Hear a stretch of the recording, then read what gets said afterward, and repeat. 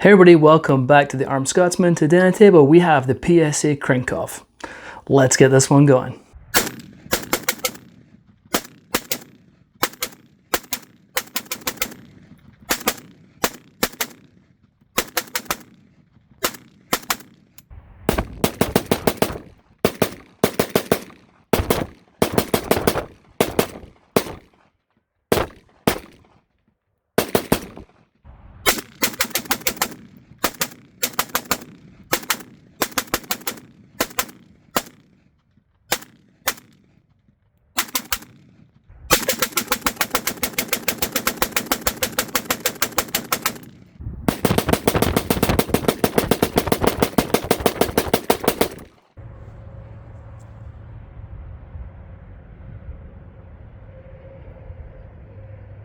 Alright everybody, as I said, this is PSA's brand new KRINK off. It came off like a week ago.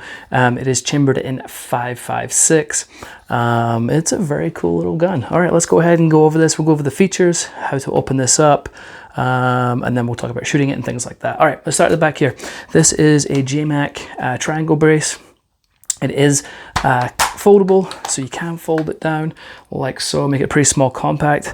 Somebody is going to ask me the length, so let's just get that out of the way right now. If I can get the right way. From the end to end, 21 inches. When it is fully out, it is just shy over 29 inches. So it's a very compact unit, as I say, especially it's great. I love that you can fold this. It makes it easier for sticking in a backpack or if you're traveling, I don't know, wherever you're up to, it just makes it a little easier to go with. So I really like the size of this. Obviously it's for the ballistics, for shooting at 5.56, the size, we'll go over that, might not be the best, but I do love how good this feels in the hand. Anyway, very cool triangle brace, and it is attached to a 1913 pick reel at the end here.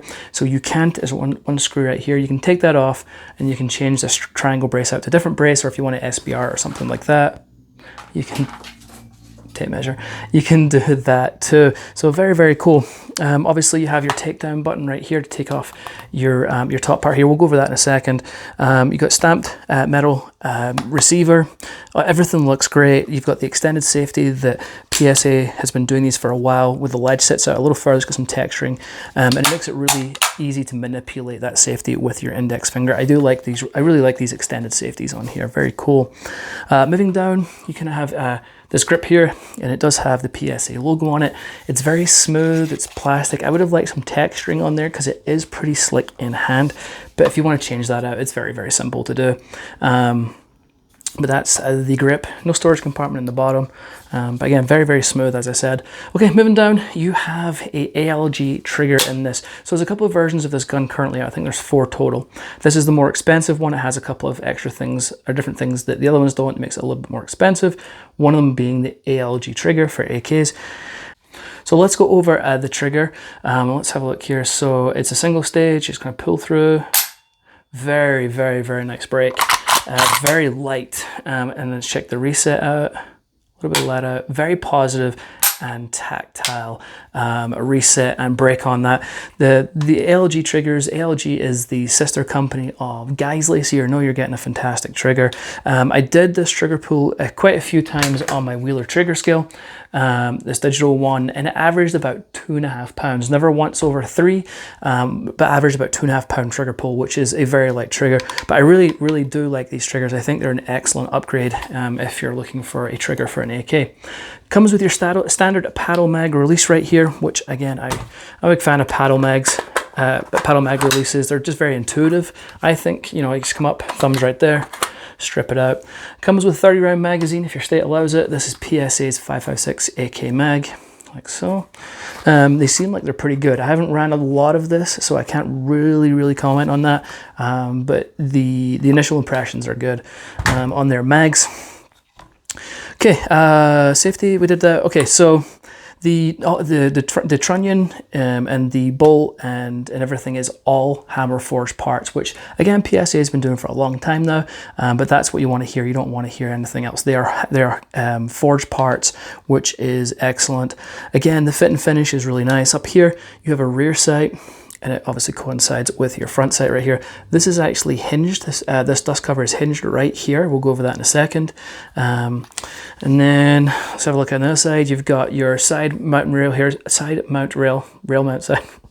You have your side mount rail right here.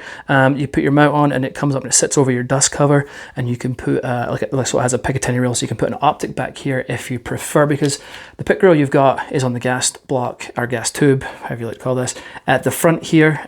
So if you put an optic on it, it's going to be sitting right here, and some people might not like it that far back. So if you put it over here, just get by one of those side mounts. Now, as I just said, this is your gas tube right here. It's not particularly easy to get to access to this one. It's a little more difficult. We'll just run over it, and then I'll show you a little more detail in a second. So to get, usually with an AK, you would have a lever you'd flip up, pull your gas tube off, right? With this one, it's actually, there's 2 screws on each side, and then there's a screw underneath each side here that you need to take out to take this off. So it's definitely a little more difficult. It's not complicated by any means, just a little more difficult to access that and take that off, but not a big deal. Inside you have an 8.3 barrel. It's a 4150 moly steel, and it is a gas nitride finish also. Now, talking about the length of the barrel, some people may be put off with this being chambered in 5.56. I'm sure, I have no doubts that PSA is coming up with other calibers. I have no doubt about that, but these are currently chambered in 5.56, and a lot of people don't like to go this short with a 5.56 round, as I say, being an 8.3 inch barrel, just because it changes the ballistics, and it's, 5.56 is not really designed for that short. However, I still think if you're not shooting out to distances, is more close quarters or whatever you're up to, I think you'll be fine. And then you have a KRINK booster on here. This helps push the gas back to help the gun cycle. And you can take this off and change it however you would like. Although this is the kind of classic look. There's a little button detent right here. Just turn that, and then you would just screw off the KRINK booster. Thread pitch, I can't remember what it is, so look down the bottom. I'll roll that name in for you. I don't have a suppressor to fit this, unfortunately, so I cannot run this gun suppressed, which is a shame because I was really excited to do that, but we can't do that, unfortunately. The handguard is made by JMac. Again, it's really cool. I like the more modern tactical handguards compared to the wood. I know there's people who prefer the wood. Just go whatever you like. They have the wood versions too. Has just a couple of M-lock slots, 2 at the bottom here, and then 1 on either side. So maybe if you want to run a light or something like that, you could throw that on there. So you do have some options. Let's go over the kind of the fit and finish. I mean, I don't know what's wrong. It doesn't rattle. I mean, like, it's really well made. Everything's tight. Everything feels good. The quality of construction seems really nice on the outside. Yeah, no complaints. Certainly no complaints from me there. One of the things I did notice, taking this gun down has been a little different. And when I say that, it should just be a case of pushing in and then popping the dust cover up. But I've had to push this in, and because the top sits a little high, it seems to be catching on the dust cover. So I've had to push the button that way and then push down. So push the button forward, push down. See if I can get this. See, it's not super fun. There we go. And then I got it off. So just a slightly different. Again, I don't know if that's just mine, if everyone else is just going to push it in and it will pop up. But mine's is push forward and then push down and to take it up. So kind of caught me off guard because I was like, well, I'm gonna have to send this back. I can't get it open. So the other thing you'll notice is it's hinged, but it's on a spring too. So it springs up and keeps it up. Some of the previous models, the AK from PSA, like it would flop around. I like that it will actually go up and stay up and keep it out of my way. So once you get this open, obviously you're just gonna push forward on your guide rod and spring. You can take that out. Looks the exact same as any other AK. Just pull back, and then you have your bolt carrier group, as it were.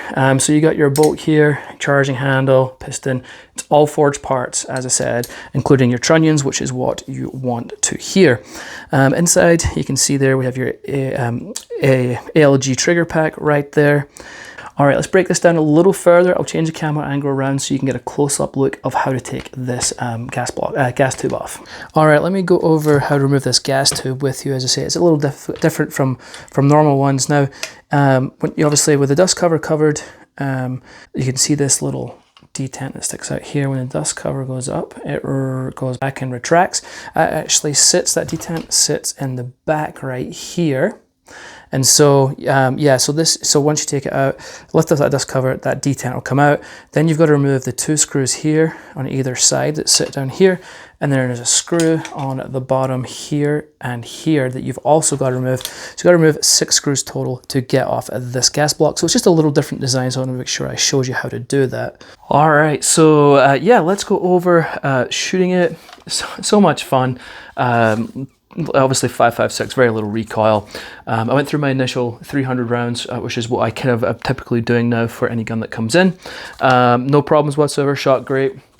You'll probably see that this trigger gets up and running really, you know, as I say, light trigger, short reset, just really fun, really fun trigger. The handguard did get pretty hot after about 70, 80 rounds of fairly rapid fire, which is kind of typical. I expect that. So I did have to put a glove on towards the end because it was getting a little toasty. But yeah, no problems whatsoever. No complaints from me. Very enjoyable to shoot. Kind of what's my final thoughts on this? I really like it. It's a really fun gun. It's really well made. A couple of things that I'm like not 100% sure of. Again, like I told you about this, I think this might just be slightly off the cutout. Maybe it has to be like a millimeter higher, or maybe it's the way it comes, but I got a funny feeling this is supposed to, you know, it's the cutout to this dust cover should just be a tiny bit higher to make this a little easier to get off. And then obviously, I don't think it's a con, but just something to be aware of. Obviously, you know, having to take 6 screws off to get your gas tube off. Again, it's not a big deal, but just something to bear in mind. Other than that, I really like this. Yeah, really fun gun. No complaints from me. So yeah. All right, folks, and that is it. If you have any questions, any comments, please ask them below. I'm always happy to help out wherever I can. And that's it. Until next time, I'll catch you later.